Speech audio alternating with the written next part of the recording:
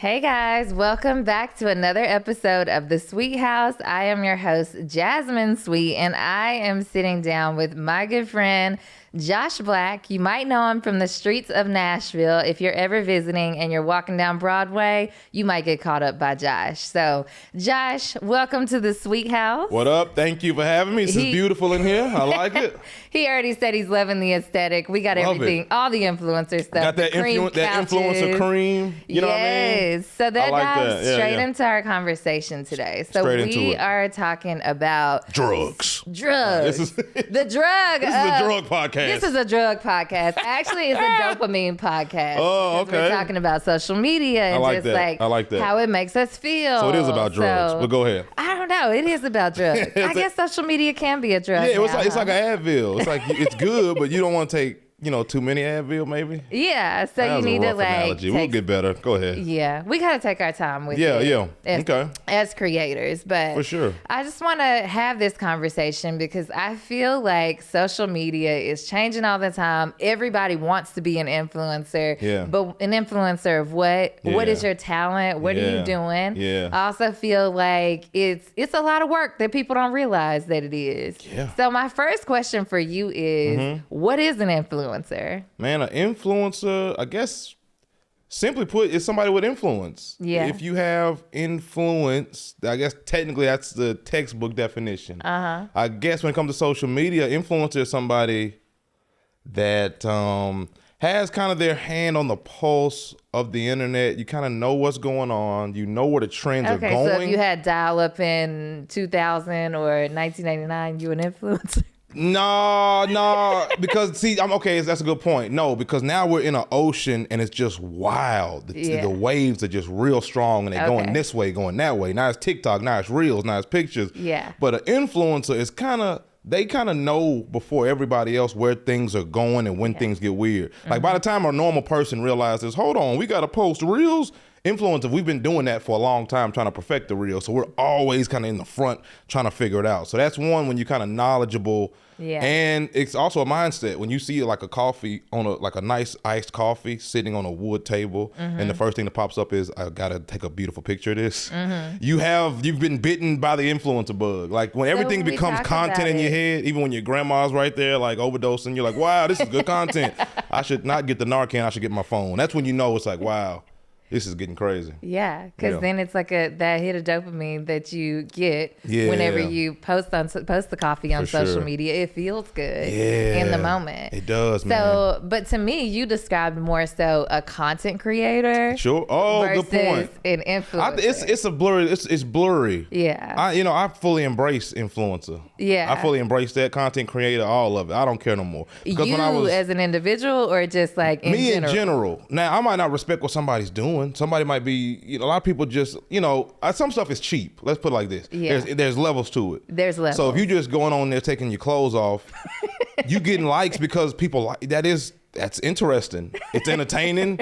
You know what I mean? Or if you just on there with a gun or you doing shock value stuff, that's, to me, you are influencer because you got numbers, you're viral, you're getting paid, blah, blah, blah. But to me, how do you know they're getting paid is the question. Well, because I think OnlyFans, girl. Well, there's on OnlyFans, but that's a whole nother social media. There's levels to it. Yeah. So then you have all these social media platforms. You got people with followers. Let's paint the picture. Sure. You got people with followers, possibly bots, because you don't know that they are 100% real followers unless you ask somebody for their analytics on the back end. Yeah. So as a marketing professional, I'm like, well, where's your demographic? If you tell me your demographic is in Brazil and Saudi Arabia, but you live in Nashville, Tennessee, those people are not your audience. So I don't deem you an influencer, and you're probably not getting paid.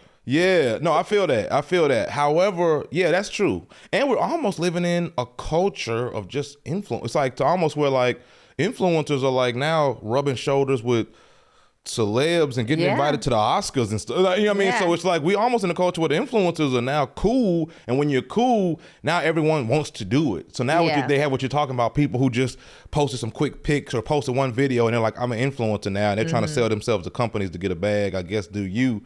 But then there's other people who like live, breathe, and sleep it. These people are not normal either. Yeah. Like, so like when you get to like, this is what I do, it's a different beast. It is. You know what I mean? Like this podcast right now looks very calm and simple, but there's nothing calm and simple about what it took to even make this very calm set right here. No. And this is just one day of your life. Yeah. You see what I'm saying? It's just one day of my life. But that's also has always been the hard part for me is because I do work really hard on everything I do. So it took me 3 years to find Cast Collective. Yeah. It took me recording this show with you in 2020 in the dead heat of a pandemic before I got to this point where I can actually have a production team that's like well thought out, and they're literally in here doing everything on the influencer set from moving the chairs to setting true. the mic. But it's trial and error, and also it's growth. And like you'll look back from 5 years from now when the podcast is huge and you all over Oprah and stuff. Look, you're gonna say, "Damn, this is what I was doing. This little stuff." But because we're gonna keep growing. Absolutely. So also remember to just be grateful, even when if you're an influencer watching this, if you want to be an influencer and you're thinking, "Man, I only got 6 followers," like. You got to start somewhere. You know what I mean? Start somewhere, be grateful for where you at. And then also what you're realizing too is like you said, you had a production crew before and they didn't take it as serious as you. No. So they might thought they was on, and people work with me and think that a lot too. I get called a jerk or a-hole and I can't work with like family and stuff because I'm not playing. Yeah. And I'm like, it gets annoying. Let's talk about that. Because working with certain people is hard. Because you also, outside of the influencer space, you are working with producers and you're working with people who have ideas for you. And maybe that's not your idea for how you want to be perceived out in the world. So, and working with family can also be hard. Explaining to your family that you are an influencer is a very hard feat. For sure. Like my family, when I sat down with my aunt and uncle or whoever, some people, even 10 years ago when I started, they're like, so you making any money with that? Actually, I'm making more money than you and your mama and your cousin. Like all of them put together. And black folk, especially that older generation, all they know is job. Yes. That's it. 9 to 5 unless job. you're a black old head in like Atlanta or Houston or New York and LA or where you've seen dreams come true. Yes. Dreams almost become like my granddad, when I was telling my granddad, I'm gonna be a comedian and an influencer. To him, that sounded like I was being lazy. Yeah. He's like, no, because a real man gets out there and gets his hands dirty. You know what I mean? And I'm like, I don't even know what a wrench is. Yeah. So, you know what I mean? So to him, I'm gay. You know what I mean? But it's a different generation, bro. You know what I mean? So it's like they don't even understand that. So I had to just check them out. Yeah. And then once they came around, I was like, oh, you do know what you're doing. Well, how do you check them out is the thing. Do you check them? Because I check them. No. And I've had to learn how not to like check folks. I choked my aunt out, but she had to know. I had to let her know. Listen here, auntie. But what happens is it's like you have this conviction. You think this is going to work for me. I'm going to do this. It sounds crazy. And your family tells you what happened to me. Your family says that's dumb. You're being lazy. Get a job. And there's truth to that, honestly, because it is crazy, and I should probably get a job, honestly. But I'm like, I want to chase my dream. But then when the dream works, and your family's like, "You're special. This worked." Or let me borrow some money. So why would I ever listen to y'all again? Yeah. Like, I mean, as far like when it comes to this, like if I'm like my granddad might could help me with a truck or something, or like how to build a house from scratch. But sure. But like, if I'm saying, hey, I want to do this idea, and I wouldn't come to my family for their opinion on that. I might come to you as an influencer, or I might ask my girl, hey, what do you think about this? Because she understands the game. But people who don't like understand it, dreams are too fragile. I can't give y'all them dreams. And you don't know what the hell you're talking about. You know? No, dreams are too fragile. That is a great way to put it. And I just feel like at some point you got to stop explaining yourself to people because you robbed yourself of the energy to actually create and be in a good space. And you got to think about it. Sometimes you're not your parents. Your parents are not your audience. Yeah. So even if you're like I do stand up comedy. The stuff my mom would if my name was just James John, my mom wouldn't see me on her timeline and be like, this guy's I love this guy. Yeah. She would be like, he's inappropriate. He curt.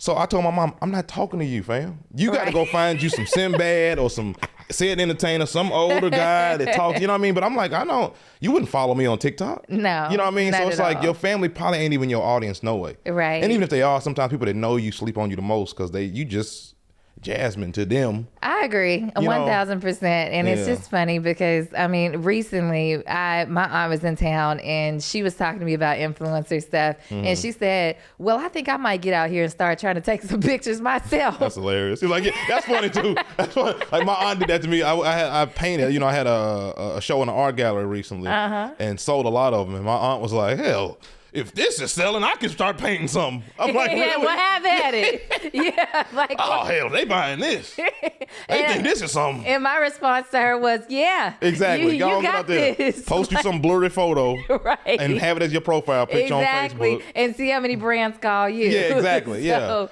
Yeah. That's part of it. And see who you resonate with, because it's much bigger than Yeah. that. This is an audience that I've been growing for 10 plus years. And it's like they just so clueless, and it's not their fault, because when we was growing up, they're like, get off that game. You need to go outside. That's where you need to stop doing that. And now it's like you can't really tell a kid that. But I also feel like, are they really clueless? Because I feel like we live in a day and time where influencers are everywhere. I just got back from South by Southwest, and literally everybody there had a camera or a phone. That's how we connect with each other. When you meet somebody on the street, nobody's handing out business cards. We're exchanging information via social media. For so sure. how long are we going to give people the excuse to negate the abilities of being a content creator, influencer, and business person? Yeah, and I give people room to just be like, if you don't like it, if you don't, because like when I first started doing like videos, stand-up comedians were like, what are you doing, man? That's cheesy. We're stand-ups. You're taking away from the art. We don't do that cheesy stuff. Because a lot of stand-ups were shitting on like influencers or comedy creators online, because they're like, that's the cheap stuff. We do the hard stuff, which is a fact. However, I'm like, they are selling tickets and we are not. Yeah. So they're filling up the comedy club with people, because people love them online. No one, we're funnier than them, but no one knows us. So I'm like, I'm gonna go over here and learn this. Once I started working, now the comics are like, what editing app do you use? Right. So then it made me realize, I'm not listening to that. I'm going to, like, because if I would listen to you, I wouldn't have been selling out clubs. I wouldn't have been touring. You know what I mean? So I'm like, you got to just know and just go. Screw it. You know what I mean? I agree. Go, screw it, y'all. Yeah, or talk to other influencers who can feed you. That way criticism is real. I agree. Like if you say, hey, that edit was trash, that's different than like my aunt saying it.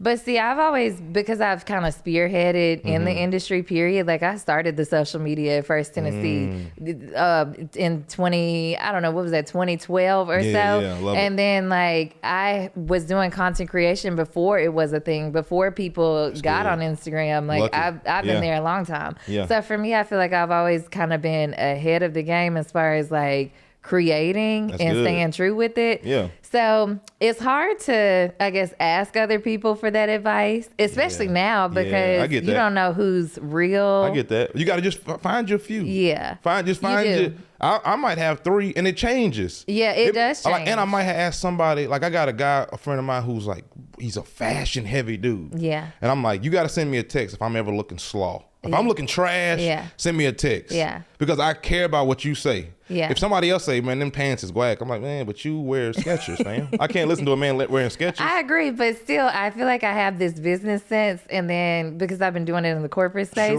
but then I also have this creative side, because nobody taught me how to do the creative side. Yeah. I just kind of, after doing it for so long, this weekend when I was doing content for my sister at South by Southwest, I was like, all right, let me take this image real quick, Photoshop out this stop sign, get it back to her so she can post it. That's real. But that's not something that like anybody in corporate told me to do. No. And it's also not something that another influencer That's would true. necessarily tell me to do. So I feel like it's just years of like That's true. honing in on it. And it may be different how you treat your art. You may not want nobody in the kitchen when you're cooking. Yeah. You know, so maybe I'm just different in the fact that like I want opinions. Yeah. And I'm just gonna filter them. Like Yeah. you throw them this way, only from people I care about, and Yeah. you know what I mean. You throw them in, and then people get upset because like I told you to do this, but I thought that was dumb. Yeah. But I still wanted you to tell me what you thought. Do the negative comments ever affect you? It's funny you say that. Yeah.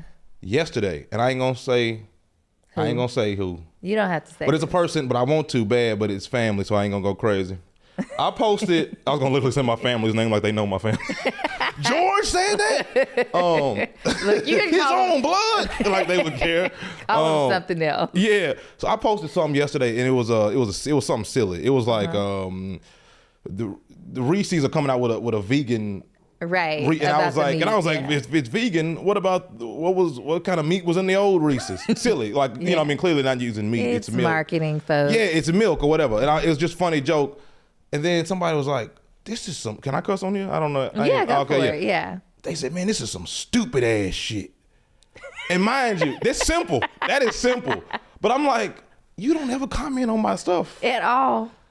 And then the last time you said something, it was slick. It was about a year ago. It's like, I pinned it. I'm like, what is this? You know, somebody say something, you're like, is this bitch trying to be slick? But you're like, nah, she ain't doing that. She wouldn't do that. A year later, you ain't said nothing else. And then you said something again. I said, man, what kind of shit? And I'm like, man, so I say that to say, normally I don't care, but sometimes I do. I guess it depends on the mood. I ain't gonna lie to you. Well, as a creator, I think you ebb and flow. Like you talked about water and kind of like how you're in the waves. Yeah. You do ebb and flow as a creator to the point where sometimes the positive comments fuel you and sometimes the negative ones just really take you over the moon. Yeah, it's crazy how the ego works. Yeah, because like a million people say you're the greatest and you're like, yeah. Somebody's like, yeah, but it's teeth. It's like, oh, you son of a bitch. How the fuck you know about my teeth? You know what I mean? It's just like, damn. So like, I don't know, man, so I do get upset sometimes, but I don't think I'm trying to like literally as of last week, I'm like, you have to emotionally detach. You do from the content. You do because I'm treating every one of them like they're a child, and if something and I'm like, if it didn't work, I mean, it got to the point where like, well, it's kind of like the old speaking engagement lingo when people would say, just imagine that your audience is like butt naked in front of you. Yeah, now I'm hard on stage. Way to go. Great, that's what they want. But it just would put you in a mode of zen so that you could actually get up there and deliver your speech without feeling inferior. Because that's ultimately what it is. You have these inferiorities that you're trying to combat. And like, you just want to create. And you know what I heard from Mr. Beast, who is like the biggest YouTuber on the planet? This man said, every one of us, talking about influencers, like every one of us has that fear that we're going to wake up and no longer be relevant. He said, once you get past that, but just that one, I was like, oh, I'm not the only person that thinks that. No, we all think that. So I'm like, oh, once I realized that, it's like almost when that old adage when they say like, you're not alone. And when it's like, oh, that actually did make me feel bad. I thought I was freaking out. Like I thought everybody else was fine. And I'm thinking, damn, everyone's passing me, which is also a dumb thing to think. It's not healthy, but you post something and it don't do what you think. And it's like, damn. Sometimes it's as opposed to looking at it analytically, which I should, I'm looking at it emotionally like, this is mine, you don't care, you know what I mean? And then you start bitching. So that ain't healthy. Well, it's also very hard to not do it because you do have to measure yourself. That's the thing. You do have to like take that,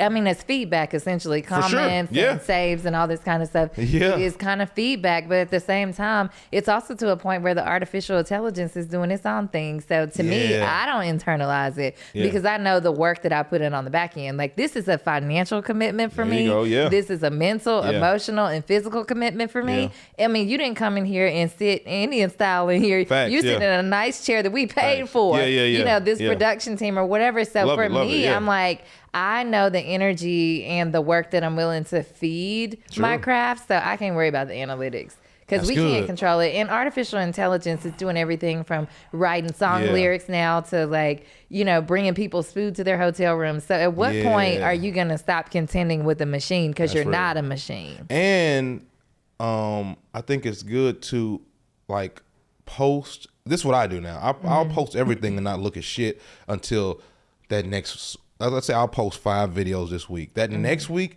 when I'm emotionally a little more distant, I can look at it. And I'm like, you're riding the wave. Yeah. So I'm like, okay, damn. Okay, I got these 5. This one did better than this one. And now it's not like, I'm not so like angry. Yeah. You know what I mean? Because it would piss me off. Oh, it makes you angry. Every time I talk to my sister about it, she's a recording artist. She says it feels like somebody put a muzzle over her mouth and she's unable to like speak to her audience that she built. And I'm like, yeah, that's how I feel. But I always say I know more people than this in real life. Like if I threw my daughter a birthday party, it's going to have more people than what it's showing people. That's it's why like, you just can't, I'm going to just start posting. And it's crazy because we talk about the rules, but it changes so rapidly. Anybody who, to me, is shelling out rules is looking for a consumer base. They're not looking for... they're trying to talk to the naive. They're looking for a consumer base. Pay me $1,000. They're looking for a consumer. And I'll tell you how to beat the Instagram algorithm. Instagram doesn't know how to beat the Instagram algorithm. So what tips are you going to give me that are going to help me leverage more? And that's why you got to just be good. Just post good stuff. Just good stuff. And I think what I realized is you sleep on how much people are putting into things. You see something for 30 seconds and you think, okay, that was just 30-second clip. that might have took 10 hours, 2 weeks, Yeah. 1 month. You know what I mean? I mean, I can give you a prime example. Alex and I were shooting a campaign for Abercrombie. Well, I had to reach out to my connects at W Nashville to set up the set. Sure. That's the first step. Yeah, then yeah, I have yeah. to reach out to my photographer to get a time to Right, meet with yeah, her. yeah. Then we get there and she's shooting the content, but I'm also orchestrating and directing it all. I don't have an Yeah. assistant or a PA on set with me. Right. Then once she gets the content back to me, then I'm editing all of that and putting it together and packaging it. Yeah. Then communicating back with said brand. It is not a one-stop shop where you get to Yeah. just like, show up and take a picture like my aunt was referring to. That's why I was like, you have at for it. sure. And you got to realize that too. Like I quit my job. I had a full-time job as a fireman. Great job. You great quit pay. and I got laid off. I didn't get laid off. People say I got laid off. No, but- I got laid off. Oh, you got laid off. Yeah. Damn. Oh, we got to get into that too. Yeah. Oh, but that's that tech shit. Look. Yeah, the tech's taking the hit, Yep, they say. yep. Okay, we'll dive into that. Darn. So you out here like me. Yeah, I'm out We here. both just out here. But you know what? I've Yeah. never felt better. Like, course. it's been exactly like a month now. Yeah. And I don't know when this is going to air, so y'all just disregard. But Yeah. I've never felt better. I mean, I literally have been talking to Erin about recording this series Yeah. for a year now. And then I called her like a week, probably a couple days afterwards. Yeah. I was like, it's time. It's game time. It's time. Like, I'm ready Yeah. to do what I want to do. I don't want to That's be 80 real. years old and That's the thinking good thing about what about I it. could have done. Right, that's the good thing. Like when you don't have that in the Yeah. way, it's like, okay, now I have to do it. Like there's Well, no other. I mean, I was sneaking doing photo shoots, sneaking Yeah. doing content. Yeah. It's like, for me, it's so how like, many of y'all did they lay off? What happened with that? I don't know how many they laid off because they've been laying people off since 2020. So it's Oh, 2023. So for yeah. 3 years, they've been laying people off. They started with the markets and then they just kept going from there. Right. You think that's just a radio thing? No, I think it's just an industry thing overall. I mean, I just read this morning. What industry we talking? Music? Music and Okay, tech. okay, Yeah, because I was yeah. on the tech side of the business. Right. But they were laying people off in Of every course. part of the business. Yeah, yeah. So at this point, I just feel like it's across the board. Like, Yeah. and honestly, like I think Kelly Sutton and I talked about this on the previous episode. yeah. I mean, when it boils down to it, if you have not gotten laid off yet, it's Mm-hmm. going to happen at some point in your career. So the reason why I've always honed in on my own content Yeah, creation, got to. I've been laid off 3 times. This is Damn. nothing for me. That's but crazy. this time I've never I'm been. good. I've been fired at least 12. What? I probably had 15 jobs. But were you afraid to be fired? No, And I you think wake up one that's day and the it's like, key I'm not point to going to Best note. Buy. Yeah, that's the key point to note, though, because Yeah. so many people are afraid to lose it because they feel like they're going to lose it all. Yeah. And every time it's happened to me, I've been like laid off but leveled up. Yeah. Well, sidebar, understand that came with hella grind though. Yes. Yeah. Hella grind. So that's the thing. So I Yeah. quit my job and I was like, yeah, I finally quit my job. And then I realized, oh, okay, I'm now working twice as hard Yeah. as I did in my other job because it was just safe and calm. Yeah. But it's just fulfilling and I feel better. Yeah. So I want people to think I'm gonna quit my job and it's gonna be sweet. Not really. No, 'Cause don't just thinking to quit your myself, job. I'm like, I'm gonna quit and I'm just gonna smoke weed. That's all. I just couldn't wait. I just couldn't smoke for 5 years at this job. So I'm like, fuck, I get to smoke weed. So I smoked weed and then realized, oh, I don't even have time to feel like this. You know what I mean? Because some people can, but Yeah. me, I start forgetting shit. I got to write too many lists. I mean, I forget to wash But don't my you car. think you somewhat deserve the time to like be creative? I just finished the Yeah. book Rest is Resistance. Oh, nice. And nice. it really talks, and I know you told me a long time ago you like to do like research and like read all the Oh, stuff yeah, so that yeah. you just have the knowledge to talk Got about to, it. got to, And yeah. this book, I read it the first week I was laid off, and it was just so good to me because it spoke to the fact that we have been, especially Black people, have been conditioned to have to work hard. We've been told like Yeah. you're gonna have to work twice as hard to get half as much, Yeah. and just all these things. So we have it indoctrinated true. in us, and true. it's like, at what point do we allow ourselves to rest on our laurels? Because I'll take a breather. I mean, yeah. I mean, gotta that's watch how, it. look, You that's gotta how I watch it. felt. I mean, I'm not interested in being broke, Nah, but what I yeah, am yeah. going to do is take a breather because I've been hauling ass Yeah. trying to like And it got to be create. sustainable. Yes. If you can't create for years Yeah. without having a mental breakdown, then Yeah. you're not doing it right. No, So I agree. just because you're going hard don't necessarily mean you're doing the right thing. Because then Yeah. if at year if you going hard at 2023 and then 2025 you had a mental breakdown, you lost. It's not worth it. Yeah. So at what point do you give yourself the opportunity You got to take a breather. rest? You got to relax. You got to think smart. You know what I mean? But we in America, man, there's money out here getting thrown around. It's money out here getting thrown around, but I also feel like your mindset is how you get the money. Manifesting is how you get the money. Yeah. So in the book, she gives some tips of like ways to rest. Like she even talks about how our grandmothers would sit there and just close their eyes. Yeah. And how we didn't think about it as meditation, but essentially they were meditating and resting. Sure. And I just think it's really cool because we don't do that. Yeah, we're like, when we get a moment, we sit here and look at our phones and become influencers. I know. And it's so crazy because when you're an influencer, you always like justify looking at it. Like I tell myself, I'm doing research. No, but you're just looking at your phone. You know what I mean? Step away. Yeah, it's bad. So now when I got a rule now, if I'm in a line, I don't look at it, which is so awkward. If you're in a line? I'm in a line at Chick-fil-A, no phone.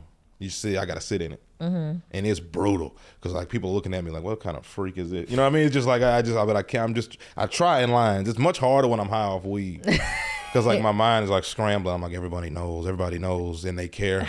You know what I mean? So, but yeah, it's weird. But I used to feel like that when I was out shooting content, and everybody would be blowing their horns, driving by, or people stopping to stare. I'm like, move along, please, move along. Yeah. Like now, everybody's doing it. So, but back then, I mean, it was like people would literally stop and be like, "What are y'all doing here today?" Yeah, and I'm like, minding my business and trying to shoot some content. Can you mind your? Like, my battery's low. Could you get out of the shot? We got like 10 seconds left of this battery. Could you know what I mean? Exactly. But no, let's keep moving. No, that's real. But I do want to know, like, do you consider yourself an influencer or a comedian? Like, what would be your title if you could give yourself a job title? Okay.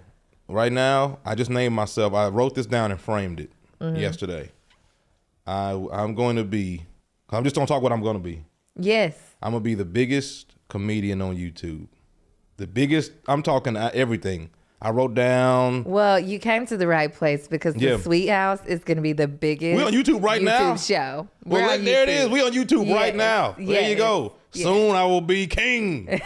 And soon I will be queen. Yes. Oprah, I'm coming for you because the time has time for you to sit down. Yeah, so that's what I consider myself now. I am a YouTuber, a stand-up comedian. Yeah. And that's all I want to do. I want to make stand-up comedy. I want to make cool videos, and that's just it. And I realized today or like 2 days ago, I don't want to be on Netflix really. I don't want to be on like I don't want to do. If I am, I want it to be. What makes you say that when we all are so enthralled when people say, "Oh, you got a $25 million deal on Netflix"? How do you feel about that? It's the same thing about like Zanies. Like I did a comedy show on my own at a nice place, and it filled up. It had like 300 people there, and it sold out, and like nobody cared when I told them. And then I'm like, I went to Zanies and filled it up, and it was half the people. I made half the money, and they were like, So it's something about the attachment, the credibility to the brand. that like a collaboration brings. So if you collab with Netflix to the average Joe who's not your follower, who may not be on YouTube, maybe they're saying, "Oh, this guy's serious. I'll check him out." So if I get on Netflix, it would be to get new people. But I'm taking you back to my house at YouTube, or you know what I mean.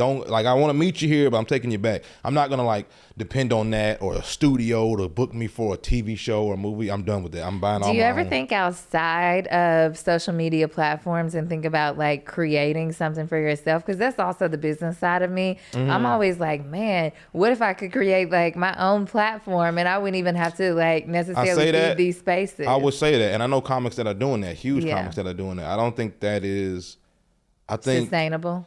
Well, it is, but it's like there's so many people on YouTube already, and there's so many people already there. That's where they at. So I think in 10 years, TV is going to be just YouTube. Yeah, there's it already TV. Is. Like, all YouTube got to do is buy one Super Bowl. Yeah. Or one Grammys, one live event. And then also Netflix just did a live event with Chris Rock. So I think we're moving from TV anyway.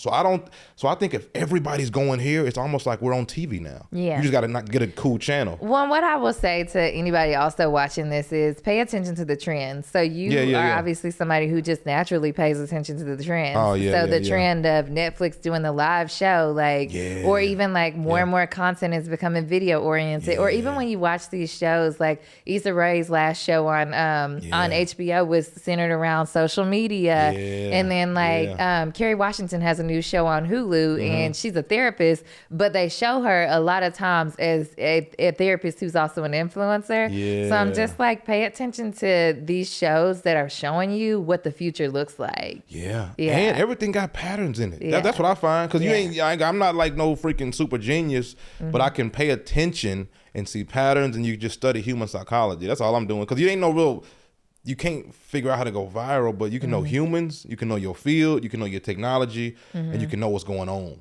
You heard that right here first. Yeah. You cannot figure out how to go viral because viral is technically AI. Yeah, it's kind of magic. Yeah, it is kind of magic. You can't tell for sure. It's almost like comedy in a sense. Like I'll tell a joke at home and it's hilarious. You get on stage, it might not work, or it might kill, and you're like, y'all like that. And what happens to you mentally, or just like when you're in the moment, when you're up there on stage and you tell a joke and everybody just sits there? What happens? Horrible. To you? But I'm gonna tell you what's worse. Like we bomb all the time. In order to get great, we got to bomb. Yeah. So it becomes like a friend, a very dark friend who's mean. But you know what I mean. But you got to have them around to get good. Because it humbles you. Like I'll do a show. Like I'll open for somebody huge and go on the road. Then I'll come back and do like a show in front of 6 people and they don't care. But it humbles me because it keeps me hungry. Yeah. But fuck, what was the question? Shit. What happens to you when you get on stage? And What's worse than that? So I was in a play once, right? And that play was great. I was the star of the play. It was before I was doing comedy. And then after that, somebody was like, hey, this was great. They called the director of the play, said, hey, man, can you come to Chicago, do the scene from this play, and then you'll win $10,000 or some shit. We go up there, and because I was in that scene, and was in front of these people, and I couldn't remember the line, and nothing in my life has been more scary. Nothing. I've been in a wreck where my car flipped over. I've been shot at twice. Nothing is more scarier than looking at them folks. And my castmates didn't realize they just sitting there. I'm like, motherfucker, I don't know. Yeah. And so people just staring at me like that. And I was just like, and I didn't have acting chops. You didn't improv? Hell no, because like, it ain't comedy. In comedy, if I was by myself, I can just woo. But they're waiting, and it's early. We got like 4 minutes left. So I'm like, and it's only 5 minutes. But anyway, that was scary. When you bomb, it's actually pretty funny. If it's a good comic bombing, it's funny.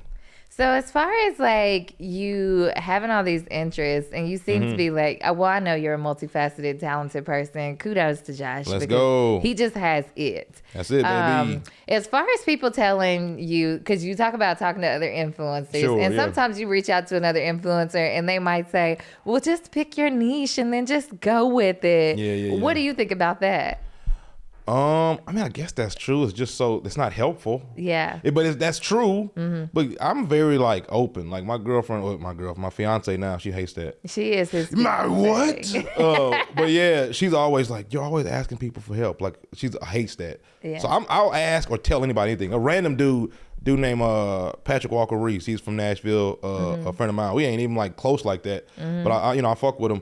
And he posted something on Instagram. And I'm like, damn. I just sent him a message. I'm like, hey, bro, post this on TikTok like right now. Right. This is gonna work. This is gonna work. He's like, I don't have one. I said, I don't give a shit. Post it now. And I don't think we ever talked on the phone ever. Yeah. So it's just like with me, it's just like I'm into that. Yeah. And if it annoys somebody, I guess that sucks. But I'm always open book, and I'm always like. I feel like that's how you get successful. I also feel like that's how you like find your community is by being open and sharing. I am too. If people ask me for contacts or anything like that. If you're serious. Yeah. You know what I mean? Like, here you go. Yeah. It's always funny to me though, because I did have one influencer that I admired, and I asked her if she'd be a part of a giveaway with me before. Yeah. And she said, oh, you don't have enough followers for me. That's hilarious. And I was like, that is. That's hilarious. Yeah. So I she said, your audience isn't going to serve me. And honestly, I thought about reposting it and like calling her out on it because I was like, maybe the world should know that you're in this for followers anyway. Yeah. And there's 2 things to that. One, that may be true. But then 2, there's no need to be an asshole. Yeah. You know what I mean? So, and even if you don't think that, you might see that as I'm a business shark and I'm keeping it honest. But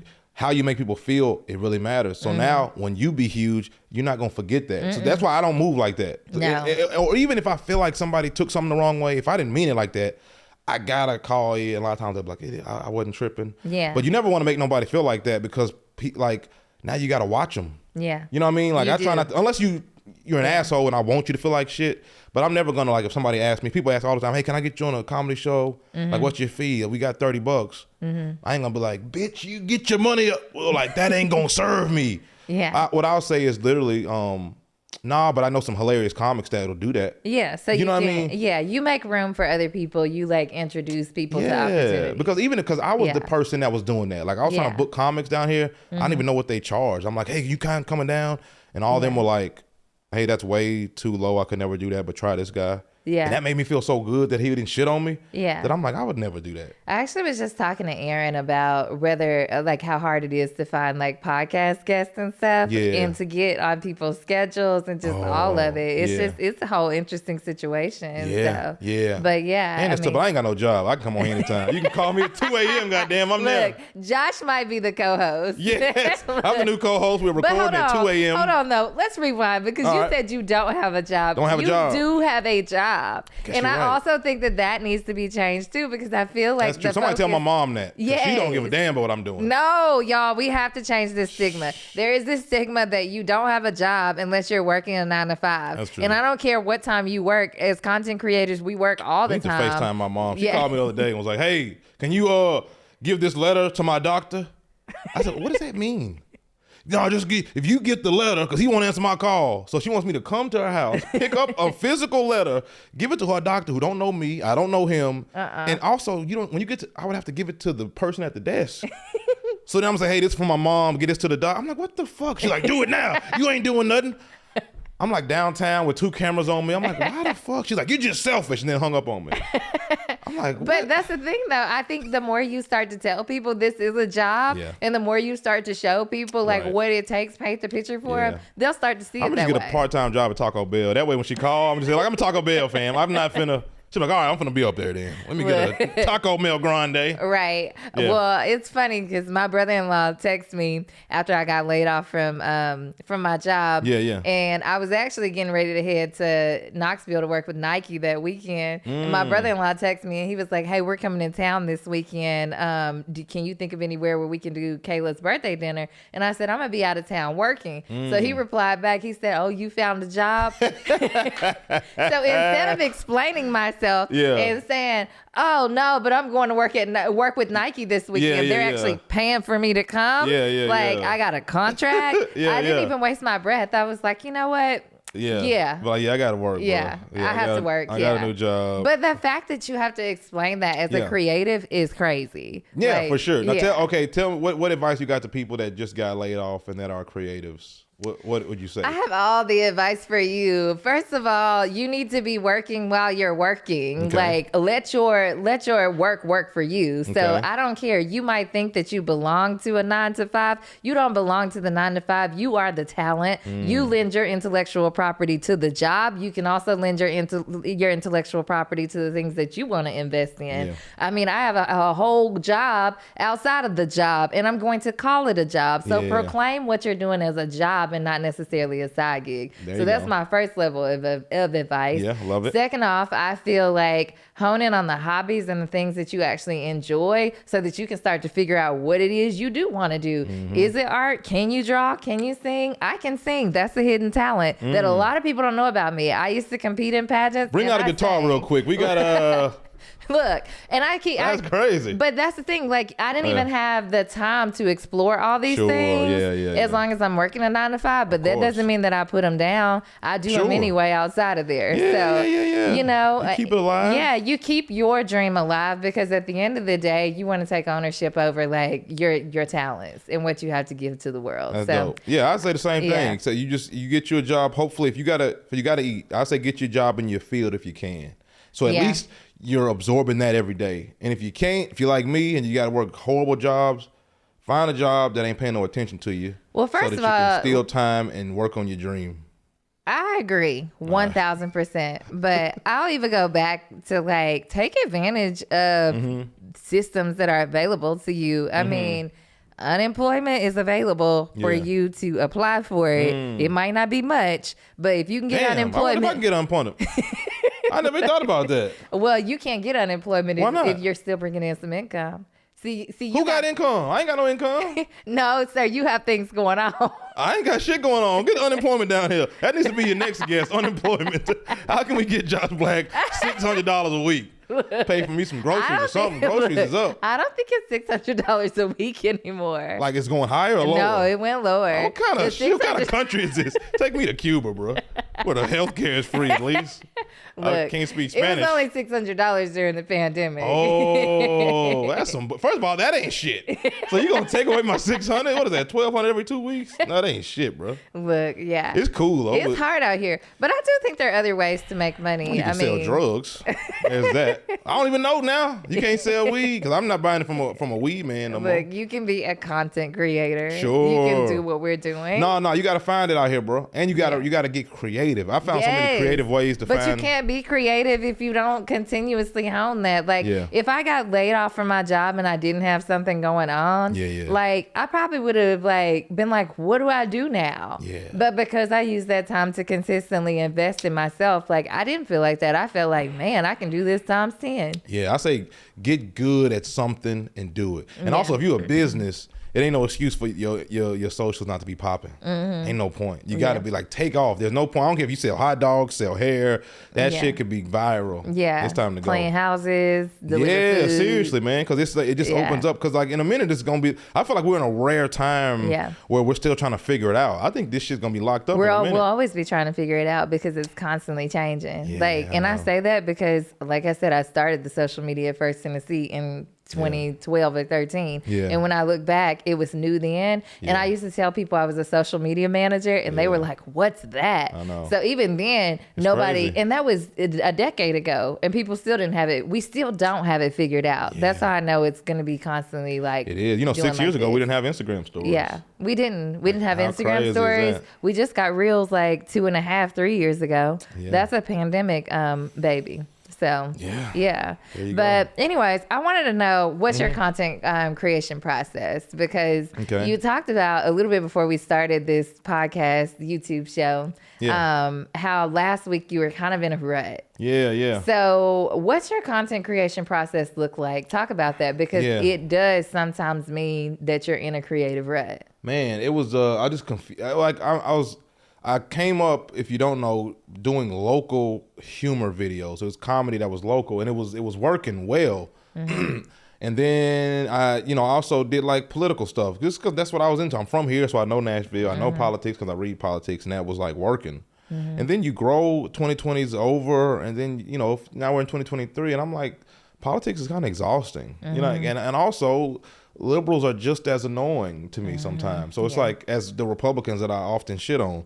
So, I was just thinking, damn, like, I don't necessarily even want these woke ass fans like that because y'all are dangerous. Y'all annoying, you're pretentious. So it's like, damn. So I look at my fan base and it's like mostly local or like super hyper liberals. And I'm like, I was trying to kind of switch it up. And then, of course, there's some, like on TikTok, I got like 500,000 followers, and none of them are from that. That's from something completely different. Yeah. But I'm just like, I want to switch it up a little bit. I want to grow out of this. I don't want to talk about Nashville anymore. Now I got new followers from Missouri, from Florida, from Kentucky. They don't know who Megan Barry is. So I can't just keep talking about Bart Durham or Hot Chicken or something. You know what I mean? So I've been trying to expand. But then as I was trying to expand and do videos outside of local shit or outside of politics, they weren't doing as well. Yeah. And that starts pissing me off because in my head, I'm thinking they're just as good.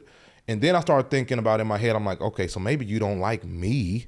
Maybe you just like Nashville. Yeah. I was talking about Nashville and you like that. So if I'm not talking about Nashville. So I'm going in these little things all in my head thinking, oh, you ain't shit. It's just like these little insecurities that slip in. So wait a second. Yeah. So you talk to yourself and you say. Well, to a degree, it's like, because like I wake up and I'm like, okay, what's the time? Like, how's it feeling? And I'm thinking, you see people copying you because that's part of it. That is part of it. And although it's flattering, you start thinking, they could take my spot if I'm bullshitting. In the back of my mind, no matter how hard you go, I'm thinking, damn, he's doing exactly what I'm doing. People are liking it. My friends are liking it, which means people might not even understand that he's taking it. Yeah. And I'm like, fuck, he's gaining traction. But then in the back of my head, I'm thinking, he's not going to go as hard as me. Because you would have to be nuts to do that. He also will never have your temperament, your spirit. Of course. But this is how the insecurity works. The insecurity creeps in. Well, this guy with 200 likes is, you're thinking he's now going to kill you. You know what I mean? Like this, the healing, you know what I mean?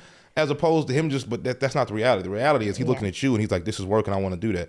So anyway, the insecurity sleeps in that way, thinking other people are climbing or other comedians are climbing and you're not doing it right or your time is up. That's always a looming thing with influencers. Your time is up. They don't care anymore. That shit's done. It's dead. Although this whole time I've been like switching it up, not trying to do the same thing. So as I was trying to grow and become something different and become more national, international, I bumped into a lot of like difficulty, and it made me so frustrated because now I don't have a job and my videos aren't doing as well. You have a job. Oh yeah, well yes, I didn't have the stability of somebody giving me a check. Right. So now I have to get it. So now there's more responsibility and more accountability, and so all of that was kind of weighing on me at the same time. And then I also was thinking, damn, like when the last time you posted, you got to post more. You ain't posted in a minute, and the last post didn't do what you. And I'm like, fuck. This time last year you was this, or this, So but then there's a lot of uncertainty in it all. Yeah, but all of that was. It was insecurity. It was bitching and complaining and being a victim. And that's not, influencing is not, there's no place for that when you're trying to grind. You can analyze it and say, this was trash, that was garbage, I should have done that. But you can't emotionally be that tied. And I'll take it a step further. It's not just influence and there's not a place for it. Yeah. True talent, there's not a place for it. You're right. Because you're really trying to hone in on your talent, but you're hearing all these voices and doubts and you're committing to them in a sense. It's just like, well, maybe I'm really not shit based off of like 200 likes or whatever. And then I start thinking to myself, it's fucking hard. It is. And I'm hard. like, God, this is. But then I heard Tom Brady say, whenever somebody wins a championship, he calls them and he asks them he said, and every one of them says this shit was just very hard. That's all they say. They don't say I love it, it was fun. They all say it was hard. And that helped me because I was thinking, oh, this is just what it takes. You have to get over that. You know what I mean? So I say that to say you go through ruts, and I don't think we should be so emotionally attached. You give it your all. You look at it from an analytical standpoint, but fuck it. If everybody says that's dumb, those shoes are dumb, this ain't funny. Okay. Yeah. I'll see you next time. Sometimes I wonder if it was easier for this whole generation that came up during like Stax Records and Motown. I wonder if it was easier for them to even be artists back then. I think it was. Well, I did too. It wasn't saturated. But at the same time, though, it's easier for them to get screwed over. Yeah, it was. Because a lot of them they don't have no money. Well, they didn't have the business because there were so many gatekeepers that they couldn't get nowhere. Yeah. At least with us, it's it's still that way, especially. You think so? Oh, absolutely. In music, yes. Because so many people, you have to think about it from other creatives' perspective. That's why I keep on talking about like the talent and not just being a creator. Yeah. Because musicians and all these people you can play the banjolele, you can play the guitar, you can be somebody's drummer, you can be a comedian, you can be a businesswoman, you can be a photographer. From all these different facets, you can be a production assistant. I don't care. Everybody that's in the creative space is to some degree trying to figure out their place amidst it all and not be taken advantage of. Yeah. But the music industry and Hollywood are the last industries in entertainment that are trying to keep their chokehold and their capitalist take on the artist. Everybody else done gave up on trying to get in the way, but the music industry is like, no. Sign to a label, be here, we'll do your tour. But I feel like there's also so many moving parts of the music industry that are also saving these people. Like if you get signed to like a writer's agency and they're protecting all of your writing, or a publishing company that's protecting all of your music, so that if somebody wants to use it as a theme song or whatever, you get a check, all your royalties. However, if a musician is popping on TikTok or YouTube, fuck the industry. You out the way now. Yeah. See, the industry is like they're still hanging on by a thread because they're really irrelevant. We don't need record labels at all for nothing. All we need is a person that does. If you want a Grammy or any of those kind of things. I don't think so. I don't think so. I really don't think so. Now, mind you, there's politics, sure. And a label, that's what I'm talking about. And a label knows people. However, if you popping, you got the power. You got if you popping and you got the people, that's where the power is. So once you get the people and you can, because the thing is, you get with these labels, they tell you what to say, what to wear, who to be, depends on your and contract. They don't have no talent. So if you have the power, and you use that power, you make with the music, business, you get popping. That way you can say, hey, I don't need you. I got 1 million streams right here. And I'm going straight to you. Yeah. But what happens is these people get in the middle and they start taking. And a lot of times in music, they want 70%. But I want you to think about this too. They might want 70%. That's a good point. We'll go back to it. But I want you to think about it from this. Okay. Master P and No Limit. Sure. I mean, they were popping. It's true. And they were popping off of CDs in the trunk. True. So it's like you think about it now, and it's like they had power then, but they still needed those labels, unfortunately. Well, you know what? That was physical distribution. Yes, you needed somebody to physically take. See, at this point, you don't need them. But that's the thing. They didn't really need them then. Yeah, no, to a certain extent. Because you have to, you need a million plastic cases, a million things to package it up. These days, we don't have physical music. All you No, gotta we do don't. Is, We you know don't. what I'm saying? But Now, I'm not saying there's no power to the labels. The labels, all they got is money. First of all, Yeah. that's all they got. They might have a few relationships, they got money and relationships. but and what they don't have is talent. No. People don't care about them. Like Yeah. nobody's like, I got my favorite label. They're coming out with music. Yeah.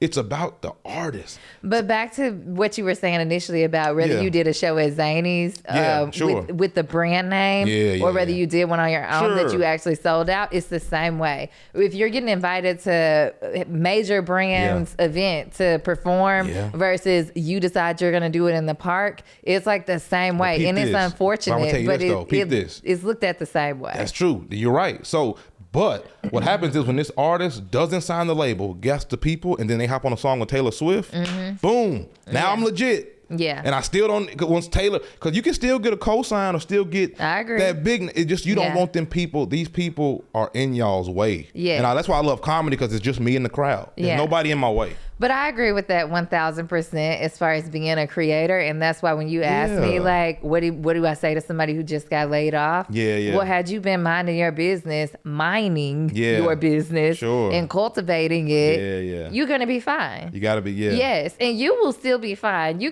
I keep hearing you dive into this insecurity of like, I ain't got no job. But everything that you are is I'm like, gonna be fine. And I'm just hyper aware. Yeah. Like I'm very aware of how I was feeling. I'll be journaling. I'll video vlog it just so Yeah. I remember. Because sometimes what I'm bad at doing is like working hard as hell doing something and then telling myself that wasn't shit and Yeah. then signing up for it again. We all are. And then forgetting how like, oh, hold on, this shit was annoying as hell. So now I've been trying to like remember you felt like this after the video did this. Yeah. So now in this moment I'm very aware because I was literally just combing that's through that. so good. Yeah, to I see feel where like I'm it's at. so good to like process your emotions as You a have creator. to, because what happens is especially with somebody gets a social bullet media. that they didn't need. You end up Yeah. snapping on your great grandma when all she said was, "Do you want porridge?" Or she and now wanted you're like, you to "Bitch, take I a don't want doctor's porridge." You're like, note. "Damn, your grandma." You know what I mean? So Yeah. no, you gotta. So I'm just aware of that, but I'm telling you, I got full confidence now because I realized I don't think the people would disagree. Hell, every influencer they think they got the answer, Mm-hmm. but I think good videos are gonna survive. I think so too. So I don't worry about the think algorithm. good quality anymore. is gonna I don't care. survive. Yeah, I'm Yeah. gonna post when I want. I'm just gonna post good. As Yeah. opposed to doing this, what I've been doing is this McDonald's ass like I'm cooking it out as fast as I can Mm-hmm. and throwing it. I'm gonna relax a little bit. Does social media make you feel that way? Like you need to pull out some McDonald's popcorn style content? To say, I mean, they've been whoring me out for quite a while because it's like I don't feel like making a video, but you're gonna get Yeah. your ass up and make one. Yeah. You know what I mean? So then it becomes, oh, this ain't fun. It's like another job. Yeah. But you feel like you're feeding the algorithm. That takes Yeah. away artistically when you're just doing it for money. Yeah. And that ain't, or just doing it because you got to stay in the algorithm. You don't want to get kicked out. Yeah. But now I'm like, I don't care, bro. I'm gonna make really cool videos, really good videos. I'm Yeah. gonna post them. I'm gonna be consistent. Yeah.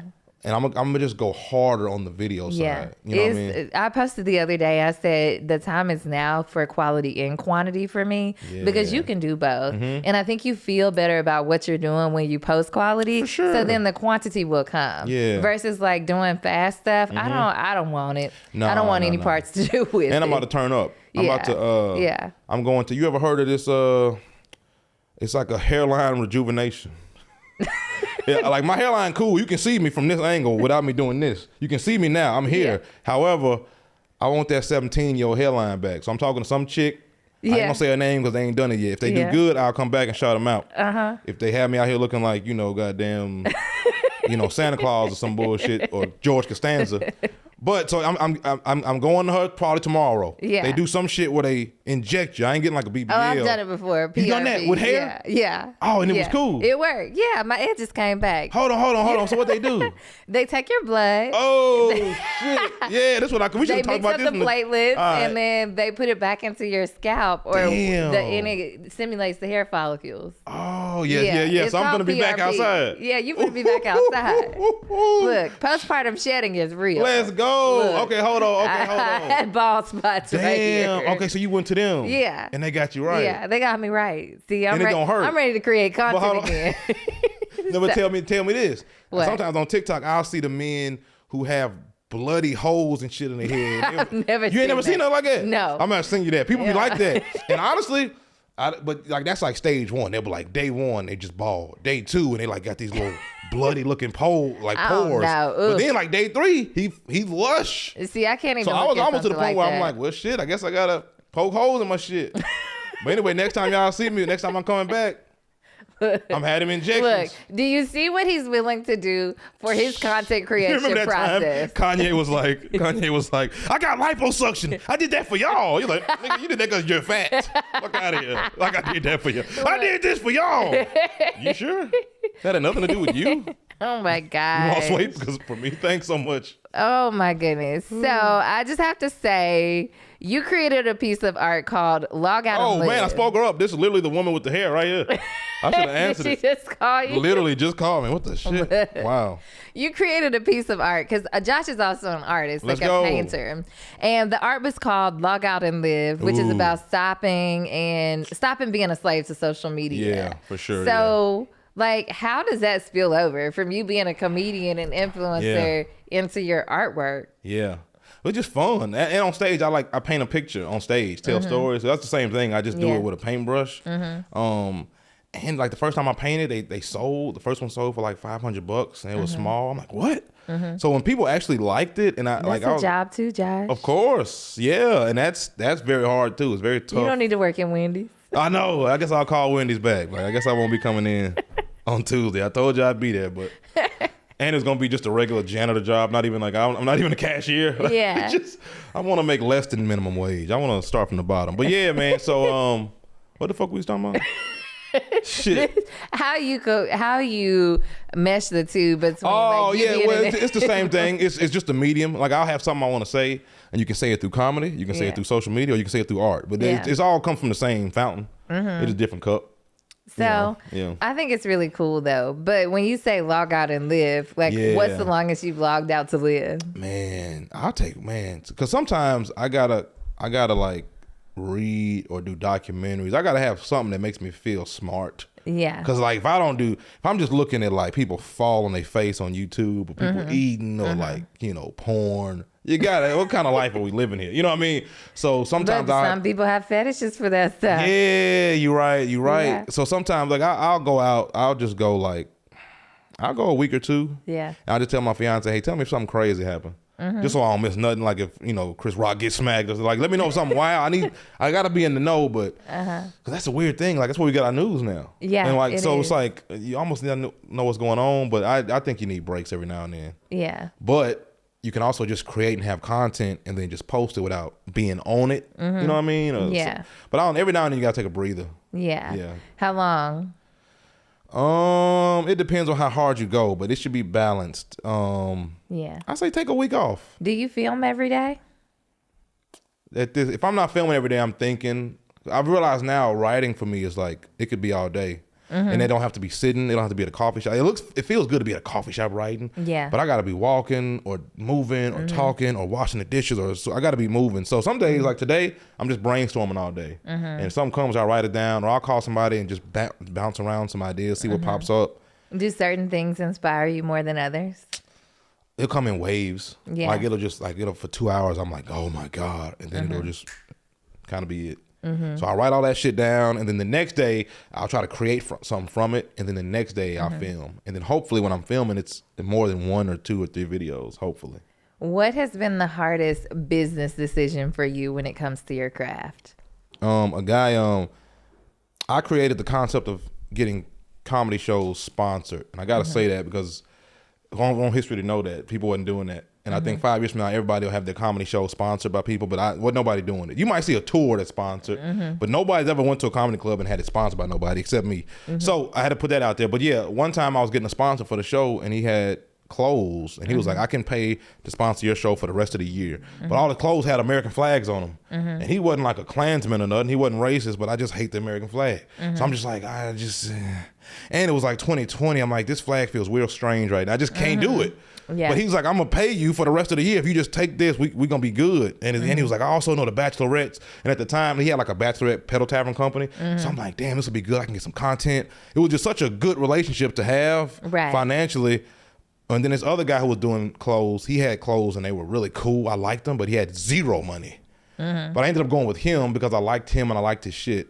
So I think it was kind of hard, but like that taught me, because I was proud of that. Yeah. Like telling people to buy T-shirts with American flags on them in 2020, it just felt insane to do. Yeah. And I could have got away with it. I could have made it cool, but I was like, I'm not gonna do that. Yeah. So that was one of that kind of taught me, and I needed the money. Yeah. You know what I mean? Like, Yeah. so it wasn't like it was extra. I needed the money. Yeah. And it was. Well, I'm glad you brought up that example, because Yeah. I also feel like another huge thing for influencers is that people are always like, oh, well, I made 6 figures doing this, and Yeah. you can do it too. Yeah, It's kind of that kind of atmosphere. Yeah. And it's like, at what point do we also recognize that, like, it's not all about the money if you're truly influencing? No, and it works better if the people who are following you, or they actually would use that shit.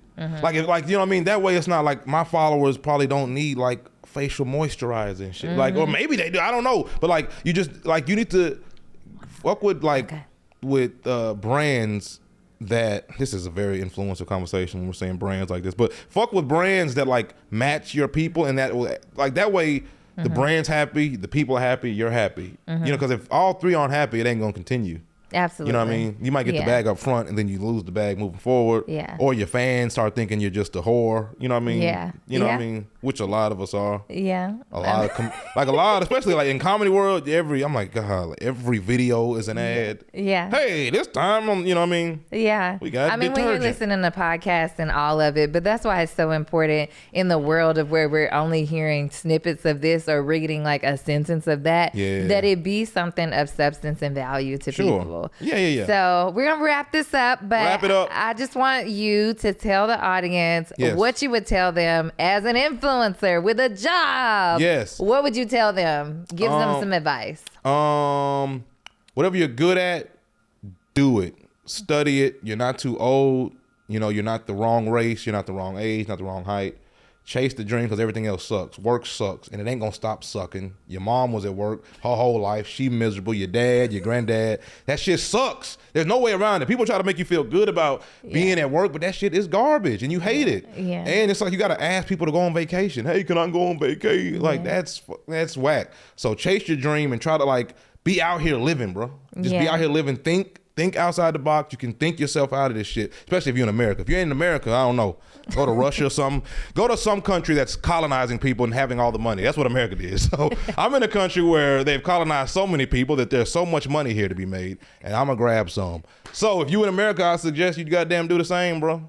Yeah, well, thank you so much, Josh. You have been America. incredible. Josh was the perfect person to have this conversation with, because I Yes. know how hard he works behind the scenes. Yes, and I'm happy for this podcast. Yeah, too, man. I'm happy for it, This is gonna because be you're very going to good be the for you. number one comedian. I'm going to be Yes. the number one talk show. Yeah. But big money in beyond both of YouTube, those. yeah, it's big money in both of them. money in both but of I those. felt like this was an important conversation to have with you guys, because influencing is so much more than the top dollar. It's so much more than you becoming just somebody's consumer. So we were giving you the real today. Yeah, that's the real Yeah. deal, man. A lot of Yeah. y'all want to get on OnlyFans, and that's cool. But you know, if somebody who don't want to show their feet, and you want to get out here and make cool videos, that because it's hard, it's easy to make the negative gossip and all that type. It's easy showing your tits or gossiping or like smacking somebody in the face and going to World Star. That shit cheesy, bro. Yeah. Come out here and be for real, man. Yeah, be real, be transparent, and create some content. Yeah. Thanks for watching.